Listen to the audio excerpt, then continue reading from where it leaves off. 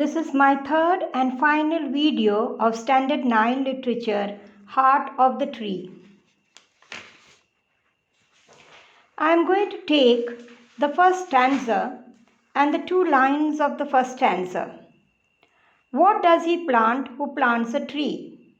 He plants a friend of sun and sky.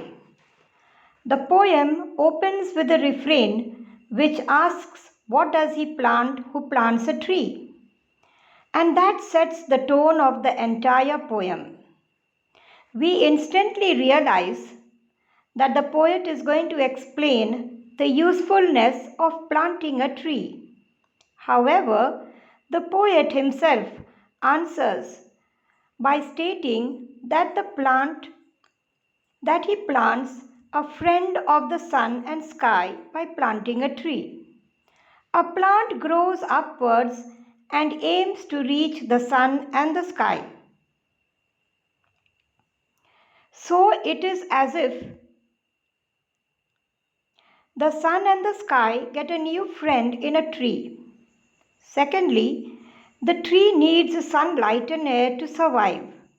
And finally, the trees seem to absorb the heat and save the earth from the scorching sun, giving an implication that the sun becomes friendly in the presence of the trees.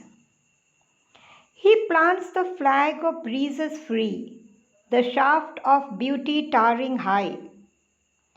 The poet now adds that the man plants a tree like a flag that flies freely in the breeze. The poet here compares the leaf of the branches of the tree to a flag and the trunk to the beautiful shaft, that is the pole, of the flag that stands tall. Now we go to the second stanza. He plants a home to heaven and eye for song and mother croon of birds. In hushed and happy twilight heard the treble of heaven's harmony.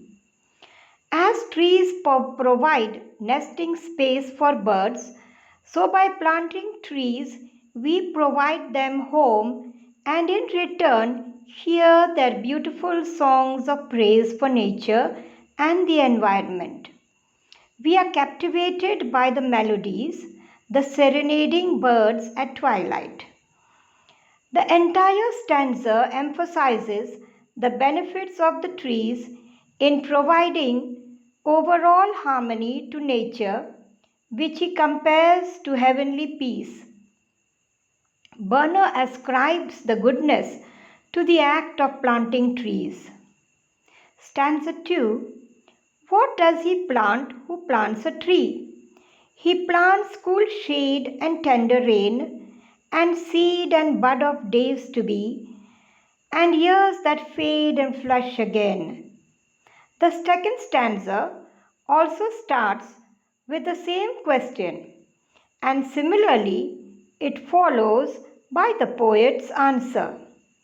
Burner says that the trees give us cool shade and soft rain to provide us relief from the unbearable heat of the sun. He beautifully narrates the cycle of regrowth of the tree, which provides seed and bud, which develops into new trees. This process leaves an indelible imprint of nature. The poet further describes the trees as the glory of the plain, meaning they provide the plains with green and beauty. He says, if we plant a tree now, it will blossom into a future forest, which he calls a heritage of forest. He calls planting trees today will ensure a harvest for future age and people to come, which our future generation will benefit from. Burner points to that fact that we have all these trees to admire, only because people before us decided to plant trees for the present age to reap the benefits from them.